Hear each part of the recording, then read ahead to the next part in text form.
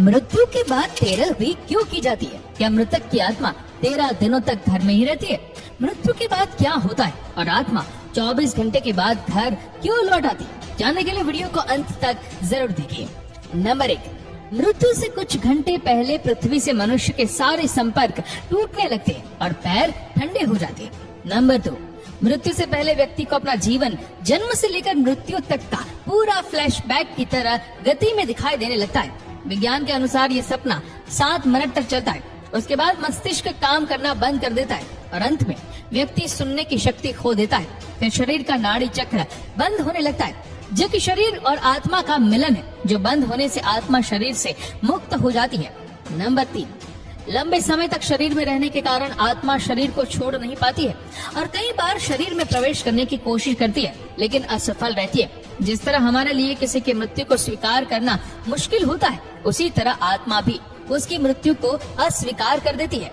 Number 4, शरीर छोड़ने के बाद आत्मा शरीर से 15 फीट ऊपर हवा में तैरती है। वह अपने रिश्तेदारों को रोते हुए देखती है। उसके बारे में कही गई बातें उसे दहाड़ की तरह सुनाई देती है। नंबर 5, हिंदू धर्म ग्रंथों के अनुसार रात के समय दाह संस्कार नहीं किया जाता है।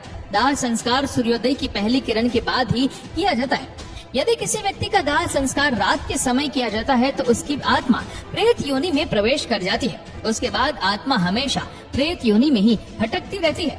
नंबर 6, मरने के बाद शव को एक पल के लिए भी अकेला नहीं छोड़ा जाता। अगर शव को रात भर घर में रखना पड़े तो सभी रिश्तेदार शव की निगरानी करते हैं। एक बार एक गांव में एक शव को अकेले छोड़ दिया गया था। कुछ क्षण बाद भूतों ने शव पर कब्जा कर लिया और शव ने पूरे गांव को चला दिया। गांव में हनुमान जी का एक मंदिर था, जो मृत शरीर पर भूत का साया था। वह हनुमान जी के मंदिर के पास से गुजरा तो भूतों ने हनुमान जी की मूर्ति देखी और डर से शव छोड़ दिया। इसीलिए तब से शव को अकेले रखने की गलती कोई नहीं करता। नंबर 7, अंत में यमराज में यमदूत प्राण लेने आते हैं और मृत व्यक्ति के साथ वैसा ही व्यवहार करते हैं जैसा व्यवहार मृत व्यक्ति ने अपने पूरे जीवन काल में अन्य लोगों के साथ किया होता था। यदि मरने वाले ने अच्छे कर्म किए हो तो मृत्यु के समय कोई कष्ट नहीं होता और आसानी से प्राण हरे जाते हैं। लेकिन अगर कोई व्यक्ति पापी है, अगर उसने जीवन भर कई पाप किए तो उसे राक्षसों से बहुत यातना सहनी पड़ती है और वह तड़प तड़प कर मर जाता है। नंबर 8, फिर आत्मा को यमदूतों द्वारा एक चमकदार गुफा के माध्यम से यमलोक ले जाया जाता है। रास्ते में आत्मा को वैतरणी नदी पार करनी होती है। इस नदी में आग की लपटें होती है। अगर आत्मा ने अच्छे कर्म किए हैं तो वह आसानी से नदी पार कर सकती है, लेकिन पापी व्यक्ति को अत्यधिक पीड़ा और यातना का सामना करना पड़ता है और कष्ट उठाना पड़ता है।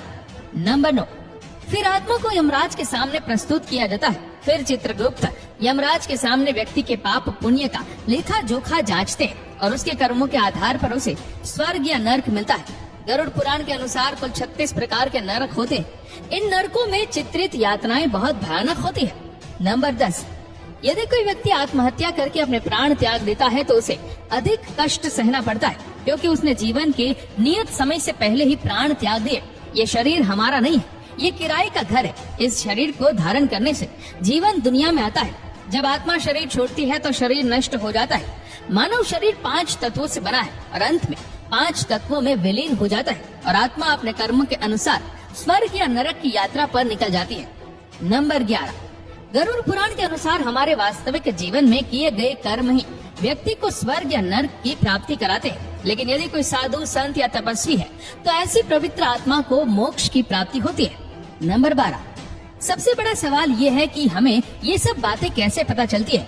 भगवान गरुड़, जिनकी शक्ति अविश्वसनीय है, जो 700 इंद्रों को हराने की शक्ति रखते हैं, वह भगवान गरुड़ अमृत का कलश लेकर स्वर्ग से उड़े, लेकिन उन्होंने अमृत नहीं पिया।